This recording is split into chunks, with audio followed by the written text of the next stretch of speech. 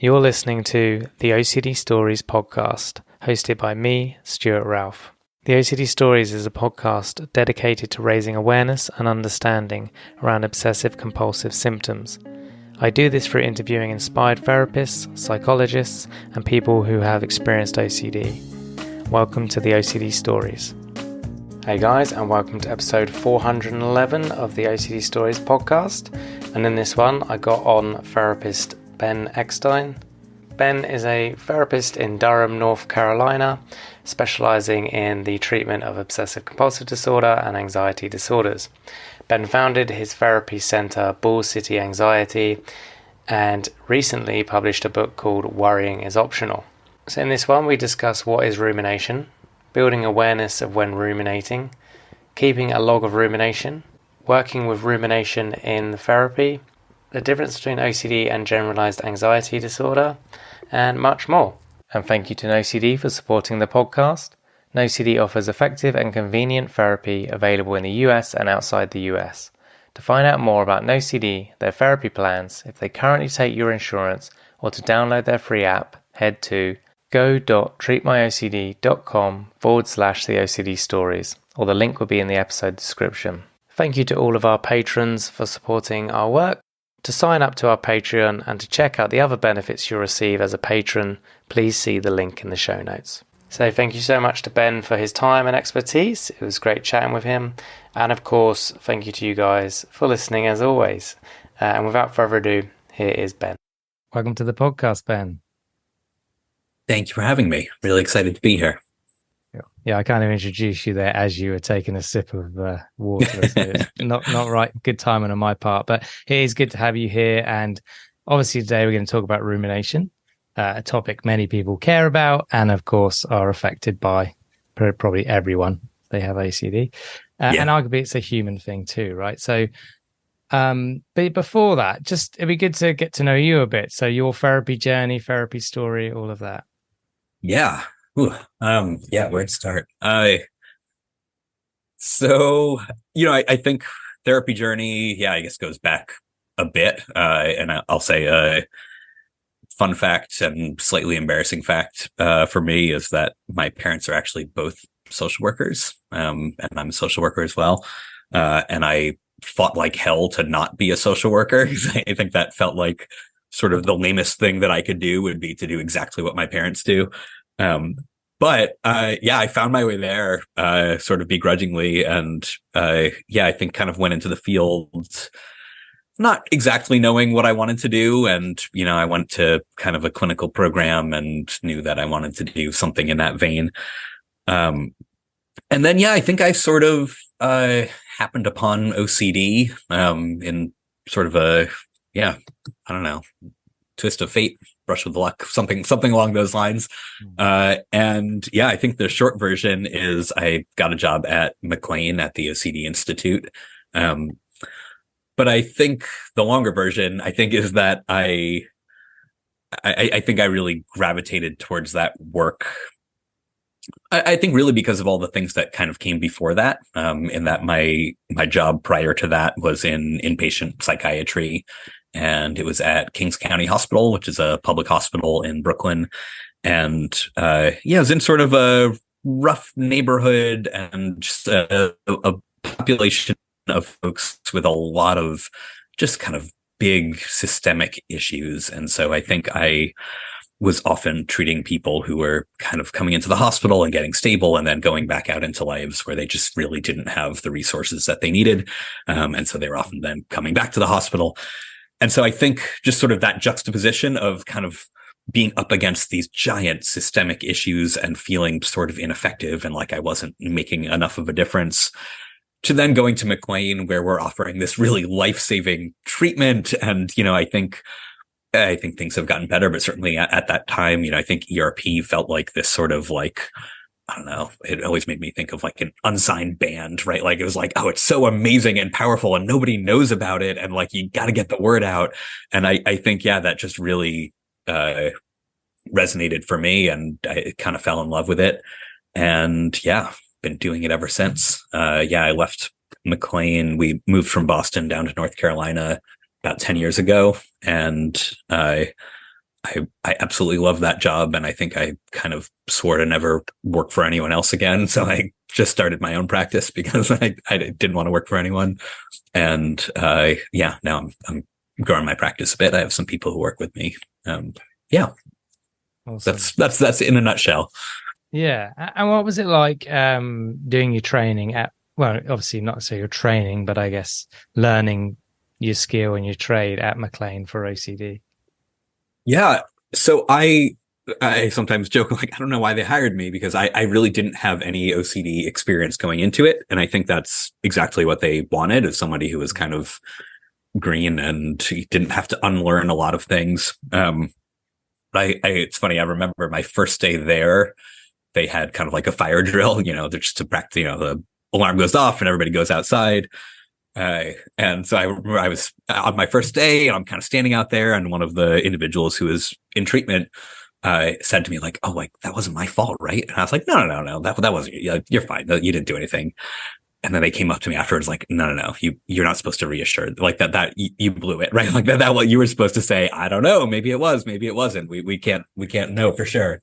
And so, yeah, I just remember right off the bat saying, like, "Ooh, like it's kind of counterintuitive and it's going to take me a little bit to get the hang of it." But I think it is something that I really appreciate about residential treatment, is that I think having the opportunity to work with all OCD every day, in and out, treating hundreds of people throughout my time there, I think that's really hard to replicate in sort of a general outpatient setting. And so I'm very grateful that I had that opportunity to really be immersed in it.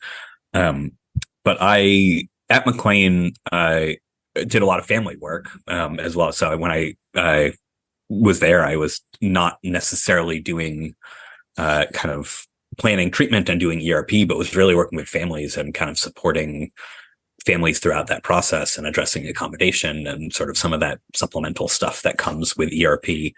So I think that was sort of a softer landing for me, and not having to be immediately thrown into, okay, we got to come up with exposures, but instead, kind of supporting the treatment. Yeah. Thank you for that. Yeah. So let's jump into it. What is rumination? Yeah. It's a good question. So that's fine. So I just read a book all about worrying, and we talk a lot about rumination. And in the process of doing that, I think one of the things that I was trying to figure out is, is there sort of a universally accepted definition of rumination? I think the answer is really no. I mean, of course you can look in the dictionary and see what the actual definition is, but I think clinically, I think we tend to use it in a lot of different ways. And it seems like there's really not sort of a generally agreed upon definition here. And so I think for myself, I tend to use it in a way that is pretty synonymous with worrying. And I think when we're talking about OCD, we're talking about kind of mental compulsions. But, I think people love to have these really discrete definitions, and there's mental review and then there's analysis, and I tend to say, well, I think these are all kind of under this umbrella of just unhelpful thinking, and I think for me that would be my really quick definition of, I think rumination is when thinking stops being useful. It's not helping anymore. Yeah, I'm kind of the same. I kind of use it as a catch-all for anything you're doing in your head, basically. Just keep it simple. Yeah. Otherwise, you get in this, well, am I ruminating, or I'm doing something in my head, but is it rumination or is it not rumination? And now you're ruminating about whether it's ruminating or not. Yeah, absolutely. And yeah, I think for that exact reason, I try to stay within that more kind of functional and contextual approach to it, where it's not really about how are we defining it, but more, hey, is this working for you? It's really more a question of workability and function. Yeah. So let's talk a bit about the kind of the processes behind rumination, or the science behind rumination, however we want to word it. Just anything you want to add on that?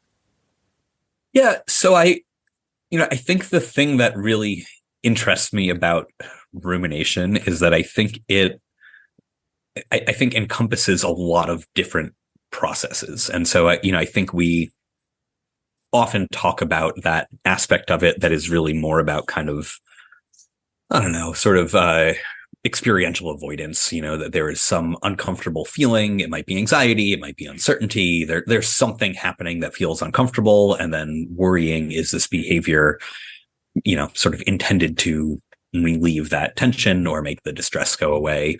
And so I think in that vein, I think it fits into that sort of textbook OCD kind of breakdown where, hey, we have our obsession, we have our compulsion, which is some behavior to neutralize the distress. And so, yeah, I think with rumination and worrying, I think it can certainly fall into that kind of, I don't know, kind of understanding of the process.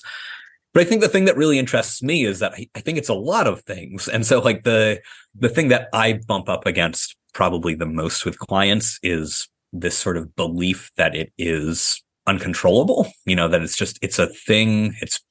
It's how I am. It's just what my brain does.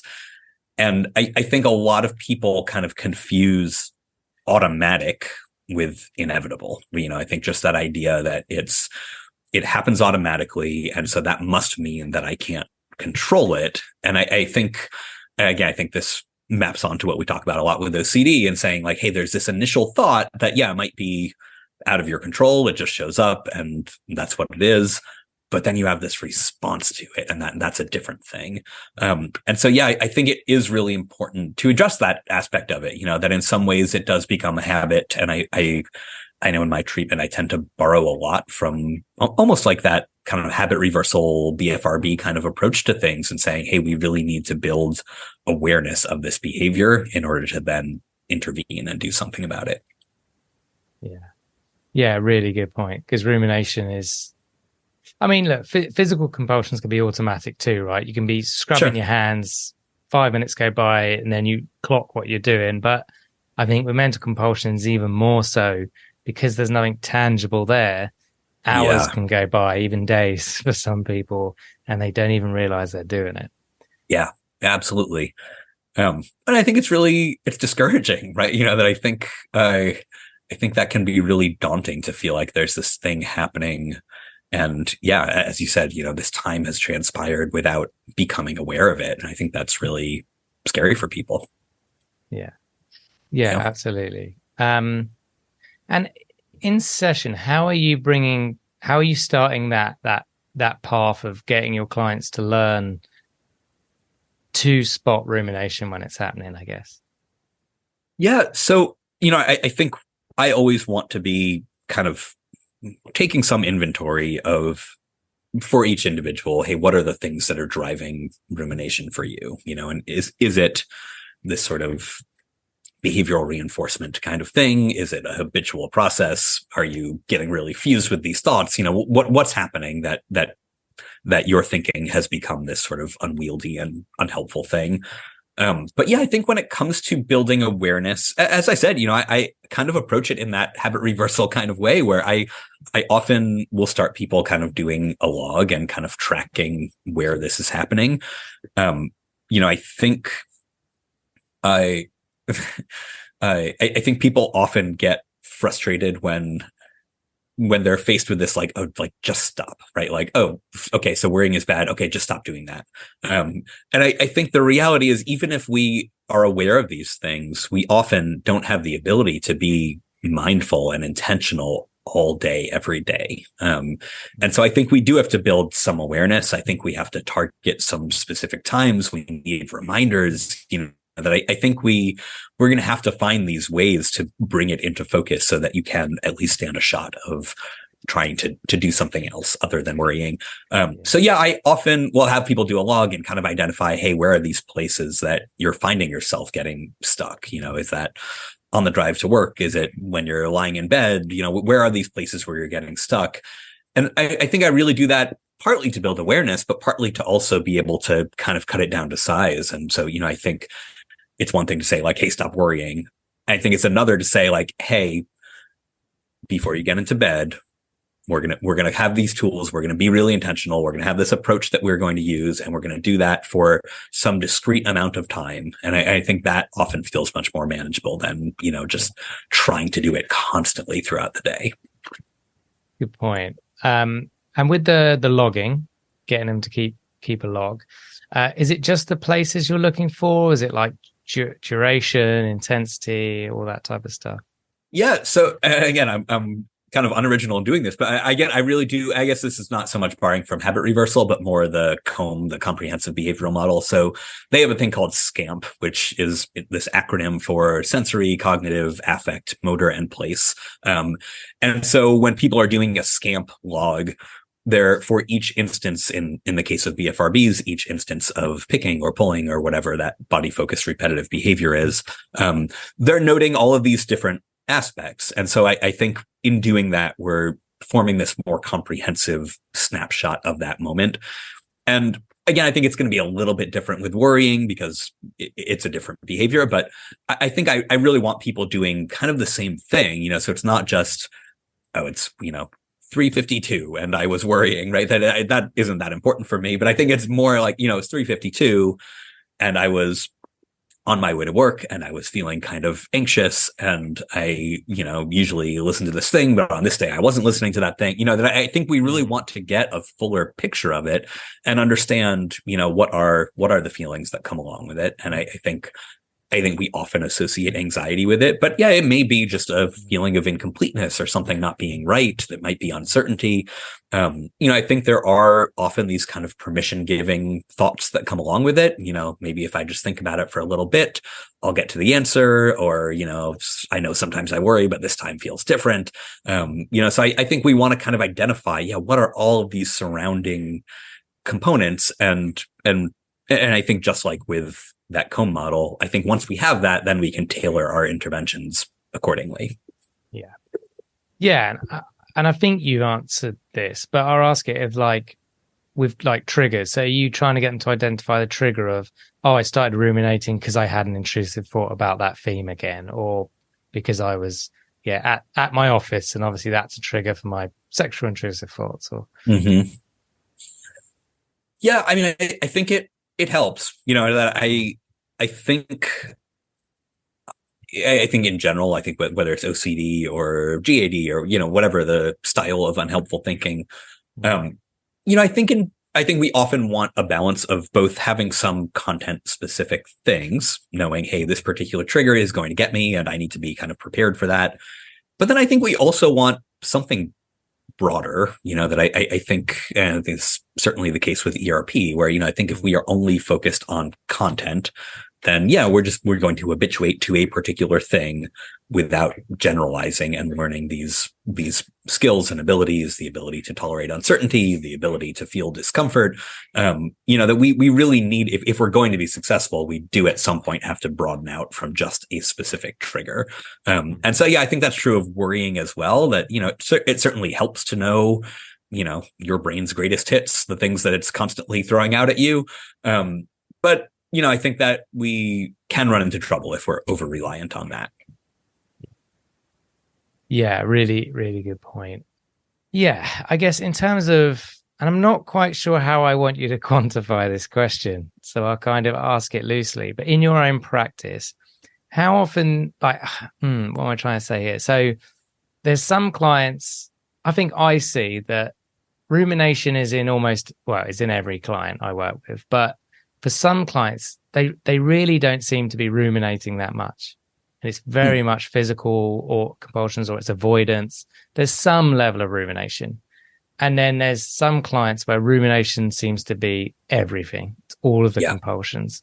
Yeah. So I guess I'm just curious on your take on whether you see that kind of, where some people it plays a smaller role and others it plays all of the role or a bigger role or. Yeah. Yeah. And I'll say, I think that kind of mirrors my experience as well. That I think everybody has a different flavor, and I think I often think about OCD in this way where I think it goes with what works, right? And so I think just to kind of personify OCD a bit, if it gets you to do a particular thing and it's having success getting you to do that thing, it's just going to stick with what's working, right? It doesn't need to get creative unless you're pushing back on it, unless you're starting to resist that compulsion. I think that's where it often starts to get kind of squirmy and it finds these different places. But I think when it finds a good thing, it usually just kind of goes with it. And so, I think if some people are more prone to these tangible compulsions, things that they're physically doing, then yeah, there may not be this need for OCD to kind of wiggle and find something else. But I think it tends to vary. And I do think, as you said, I think pretty much everyone has some of this. And it may not look like that, hey, I'm stuck in my head thinking forever.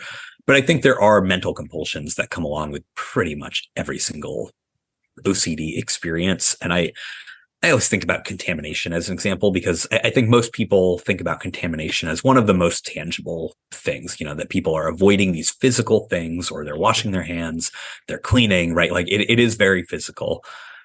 But most people that I know with contamination obsessions are also mentally tracking what has touched what. And like there is this very heady part of it. And again, it doesn't get the focus, but I think it's really taxing for people to be tracking this stuff constantly, to be performing this analysis of, hey, if I touch this thing, what's going to happen? That I think there is a lot of this mental compulsion within even these really physical manifestations of OCD. So yeah, I think it's everywhere, but you're right. I think it varies from person to person.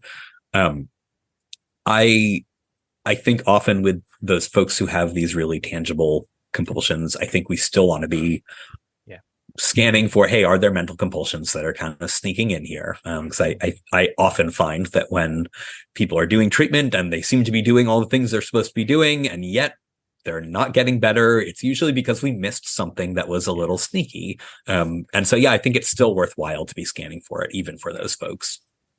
Yeah, absolutely. And that's a really good point. Like even with stick with hand washing, are you keeping track of how much you've washed, or did you wash enough, or analyzing, reviewing, all of that stuff. Right. Which, might be just so automatic for them. Okay. So we talked about keeping a log. What else are you doing in the session within ERP, or just generally outside of ERP for rumination specifically? Yeah. Or even ACT or anything like that. Yeah. Yeah. So, I mean, I try to fold in a lot of different things. So as I said, I think rumination is a really complex behavior, and I think you often have to come at it from a few different angles. I think with ERP, I always want to be careful, just because, as we know, it's ERP. It's not just E, right? And so if we're doing exposure and then people are doing a bunch of mental compulsions, they're doing rumination, that exposure is not going to be very effective. And so I think before I launch someone into, hey, let's go do a bunch of exposure, I want to be really sure that they know what to do to kind of disengage so that they're not doing those mental compulsions. So I think for me, hey, we're never going to be perfect. I'm not saying we have to master this to the point where there is none of it happening, but I think we do want to practice it beforehand, before we start doing these things that are more intentionally triggering. So, I talk a lot with clients about these sort of aspects of our perception. So, I think the difference for me between something like noticing something, paying attention to that thing and focusing on it, and then engaging with it, right? So these are kind of three discrete things, so we notice things, and that I think is more akin to, hey, a thought pops up, I notice it. My seat feels uncomfortable, I notice it. I'm hungry, I notice it, right? Like that, it's just this stuff happening moment to moment. And our brains cannot possibly sift through everything. And so they then have to focus on more specific things. And I think that is a pretty handy brain function, right? Like that we can't compute all of the data coming in. And so we need a smaller subset of that data that is relevant and important. But I think the catch is our brains are not always great at knowing what's relevant and important. And sometimes these things end up in our focus and attention, even though they may not be the thing we want to be paying attention to. And so I think our job really is to become aware of this stuff and to be intentional about where do we put our focus and attention. And then I think that last aspect of kind of engaging with it, do we pick it up and look at it and examine it? And I think that for me, that's where rumination happens. It's that last component of engagement. But I think we want to catch it a little bit sooner. We want to notice it. acknowledge it, make space for it, and then practice gently shifting our attention elsewhere. And that usually is back to the present moment, back to the task we were doing. But I think we want to essentially get, kind of master this skill of noticing and acknowledging without going down that path of engaging and actively examining it. So yeah, I often think of it as kind of like, we want it to remain just sort of raw data, right? Like that. I think if we have a data point, we're not performing any analysis. We don't know what that data point means. It is just a raw number that means nothing without context. And so like, I think these things that we notice, I think we really want to leave them in this place where we're saying, hey, I don't need to examine this. I can just leave it alone. Really good point. Really good point. And yeah, I noticed this with some of my clients where, especially where they're big ruminators, you'll be in session and they'll keep pulling you into the content. And so many times I've been sucked in and I've been like, okay, I know what's happening here. And I have to pause and be like, I think we're ruminating. Can we, like you said, notice a name, use our senses? Let's focus back on exposure or what we were talking about. And I find with some clients, initially you have to continuously do it, but you do see over time that they then eventually start catching it themselves. Yeah.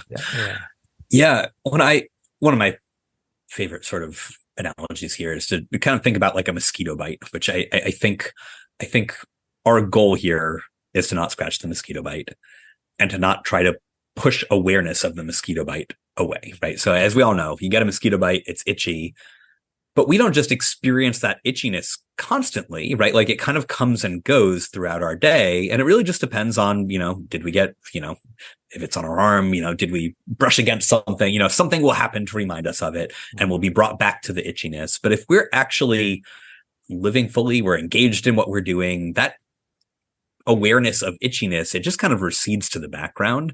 And I think that's kind of what we're shooting for with intrusive thoughts, with any of these experiences, that we want to notice them, but we're not trying to push them away. We're just trying to get re-engaged with what we're doing.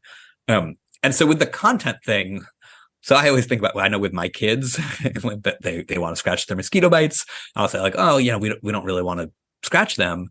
And their answer is always like, but it's really itchy.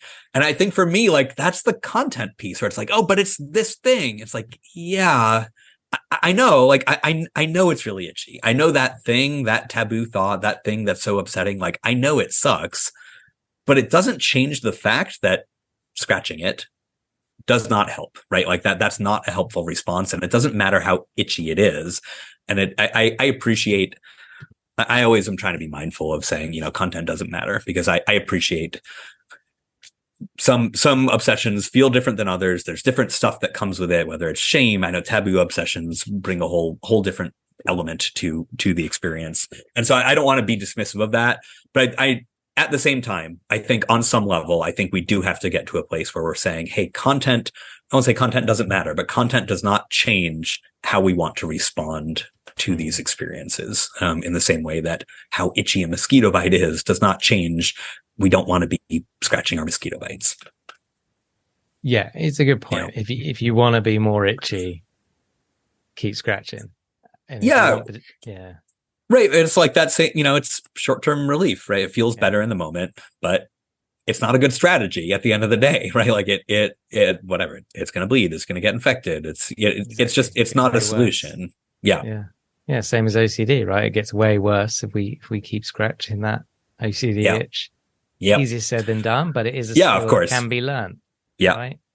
Absolutely. And I guess on that note then, on it being a skill and it can be learned, I guess any words of hope for people for dealing with rumination? Because it is hard to leave that itch alone initially, right? Yeah, it's a risk. Yeah. So I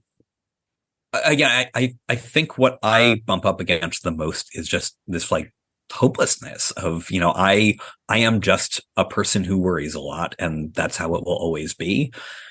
And I really try to lean into this kind of growth mindset kind of idea here, in just saying, hey, you may be someone who worries a lot right here, right now. That may be an accurate depiction of what's going on, but that doesn't mean you can't build this skill and get better at it. And I think people often have this all or nothing, like, oh, well, like I'll never be this like chill, worry-free person. I was like, maybe, I don't know, but like, certainly you can get better at it. And the example I always use is like, I am 5'7" and 40 years old, and I suspect that my chances of being Michael Jordan are starting to fade, right? Like I'm not especially athletic, and like I don't think I am ever going to be Michael Jordan. But that doesn't mean I can't get better at basketball, right? Like if I practice playing basketball every day, I assume, even for me, like I assume I will get better at it, even if I will never reach, the pinnacle of basketball. And I think with worrying, same deal, right? Like that we don't have to get so hung up on, hey, I'm not going to be this chill, worry-free person. We just need to say like, hey, here's a skill that I can learn and get better at. And I really try in session with people to give people skills, right? Like things to actually practice. And just to notice like, hey, here's a thing that here's where I started and here's where I'm at now. And I've gotten better at doing this thing. And I really like for it to be a practical thing that you can do, because I think that's a place where you can really start to see that progress. And hey, it doesn't mean you don't worry. It just means you've gotten better at responding and building out those skills. Yeah, good point. And are you practicing at basketball? No, honestly, no, I'm not. I mean, I think there are other, don't worry, there are plenty of things that I kind of suck at. Okay. But yeah, basketball is not at the top of my list of things that I want to get better at. But I think there are some other things that I am genuinely striving for. Yeah. Cool. Nice. All right, good. So your book obviously deals with rumination along with worry and other stuff. So just tell us what it's called, what's it about, what we would find in that book, and if it's released currently. Yeah. It's called Worrying is Optional. And yeah, it is currently available. Came out in November. So it was I've been kind of wanting to write a book for a bit, and I was tossing around some ideas, and I was kind of getting together some materials for a book. And then in the meantime, I gave a talk at a conference, and after the talk, a publisher came up to me and said like, oh, you should write a book about that. So I'm like, all right, I guess that's the book I'm going to write. So that's the book that I wrote. And the talk that I gave was kind of all about OCD and GAD and kind of picking apart some of the differences and similarities and sort of really saying, hey, these things, while they may be different in some ways, they have a lot in common. And I think the thing in common is this kind of unhelpful thinking thing that we do. And then also kind of pointing out that, it's interesting that with OCD, we have this, the sort of the gold standard we're always talking about, ERP, right? Like it's this very behavioral treatment. And then meanwhile, with GAD, we have this very cognitive treatment. And so I was just kind of saying like, well, maybe there's a little bit of room to kind of smush these things together a little bit. I think there's plenty of room for cognitive work with OCD. I think there's plenty of room for that kind of behavioral approach with GAD. And, maybe these things are not as distinct as we thought. And so I think in the book, I kind of built that out a bit more and just saying, hey, there are a lot of different things that go into unhelpful thinking. And I was very intentionally sort of transdiagnostic here. It's not just for OCD. It's not just for GAD. I think it's for anyone whose thinking kind of gets away from them and stops being helpful. And so, I think it really just integrates a few different models. I think there's certainly a lot borrowed from kind of that behavioral ERP kind of approach. There's a lot borrowed from ACT. We talk a lot about diffusion and awareness and mindfulness. And there's a lot of metacognitive therapy in there as well. A little bit of ICBT, a little bit of that more traditional metacognitive therapy. And so, I borrowed from a lot of different stuff. There's a good dose of self-compassion as well. And, I think that was kind of my way of saying, hey, this thing is really complex. You really need a cocktail of different interventions here, and you have to kind of tailor it to your own special sauce of worry. It's going to look different for every single person, and you kind of need to know your own version of it and figure out, what are those interventions that are going to be the most helpful for you? Yeah. Okay, Yeah. no, it sounds great. And obviously I will link in the show notes for anyone that's interested. And, on that panel talk you gave, so you talked about some of the similarities there, but for OCD and general anxiety disorder, GAD, what are the core differences, do you think? Yeah. So my really honest answer is I'm not sure they're as different as people think. And so I think what people often hold up as the differences, I think often have to do with kind of this idea that with OCD, there's something irrational or unreasonable about obsessions, whereas with GAD, it's more kind of everyday stuff, it's finances or a job or whatever. I don't find that to be true personally, that I think with OCD, I think I have met plenty of people who have obsessions about everyday things, relationship OCD. Most harm obsessions involve family and friends, right? Like these everyday things. And so, yeah, I don't really buy that distinction, that I think with OCD, I think that doubting experience, I think is often a bit different. And I think often leads to a place where these behaviors start to get even more disproportionate. But for me, that's more a difference of degree, right? Like that it's not necessarily that they're so different. It's more just, hey, it happens to a different degree. And there's this kind of phenomenon of doubting your own experience. But I find that worrying, and, I think the way that I kind of define it is worrying is when thinking stops being helpful. And I think in some ways, I know we often talk about compulsions in this functional way where it's about preventing or reducing distress. But I also think in some ways compulsions are these behaviors that pass this point of diminishing returns and stops being helpful, right? Like washing your hands once, that's helpful. Doing it 10 times or for 10 hours or with bleach, right? Like, yeah, those things are not helpful anymore. And so I think worrying often masquerades as a helpful thing, but it's really not, that I think problem solving is helpful. I think every once in a while, it might be helpful to review something that happened and see what you can learn from it, right? Like there are these little kernels of helpful stuff in there.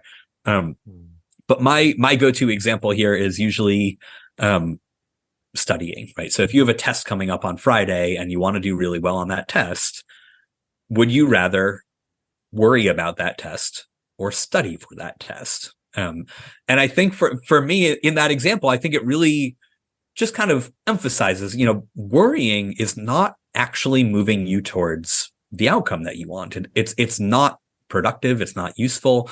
There is something useful there, studying, but that's different than worrying. And so I think with a lot of these places where we think we might be problem solving or we're preventing some bad thing from happening, there might be a way to do that. And again, thinking could even be helpful in figuring that out. But worrying is what happens when we've already exhausted those things. And now we're just kind of spinning our gears. So yeah, I think I know I got a little off track there, but I think with GAD and OCD, I think there are a ton of similarities here. And I think in my mind, with any diagnosis, really the only thing that's important for me is what does that mean about how we respond to it? So I think if understanding some presentation of symptoms, putting a label on it, if that then informs, hey, here's the treatment that we need that will be helpful, then I think that's really useful. I think with GAD and OCD, I'm not sure that those labels are actually all that helpful because I think we want to do a lot of the same things regardless of what we're calling it. And I appreciate, I think there are places where they look and feel really different. I don't mean to say there are no differences. But I think if we're talking about rumination, for example, I don't really care if we call it OCD or GAD, right? Like that we're responding to unwanted thoughts in a way that's unhelpful, and we need to figure out a better way of managing that. True. Well, yeah, OCD and GAD, they're just constructs within the DSM, right? For sure. Yeah. Okay, cool. But again, we're looking at processes, right? That's the core here. So, yeah. Before we change topics, is there anything else you wanted to say on rumination? No, I think we can leave it there. Oh, nice. Yeah, we won't ruminate on it any longer. Yeah. Excuse the bad joke. So if you could pick up the phone and call the 20-year-old you, what do you tell him? Yeah. It's funny. No matter how many times I've listened to your podcast and mentally prepared my answer for this question, I have actually come completely unprepared for it somehow.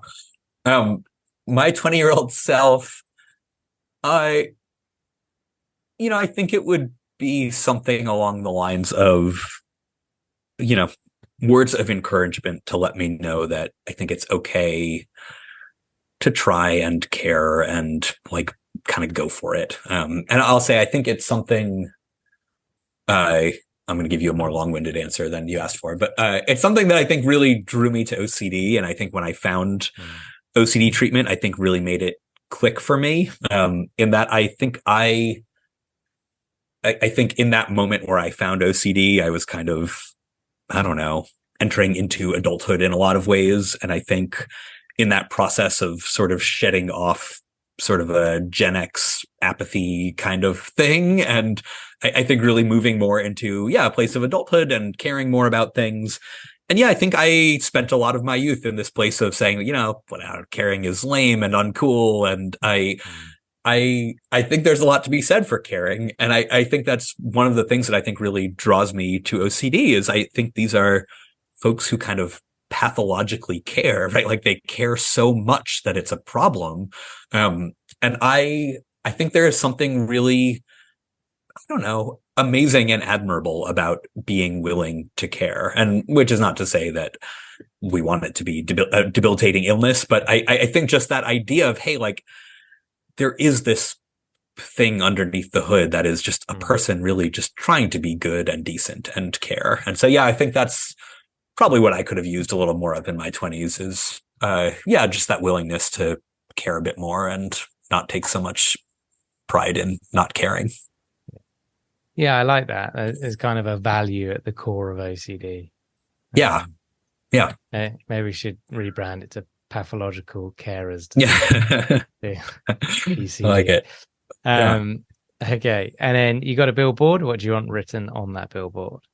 Yeah. I think I've thought about this one too. I think it's probably the thing that I say to my kids most often, which is but maybe not the shining moment of parenting for me, but the thing I often find myself wondering is like, why can't you just be kind and like just be nice to each other and stop fighting?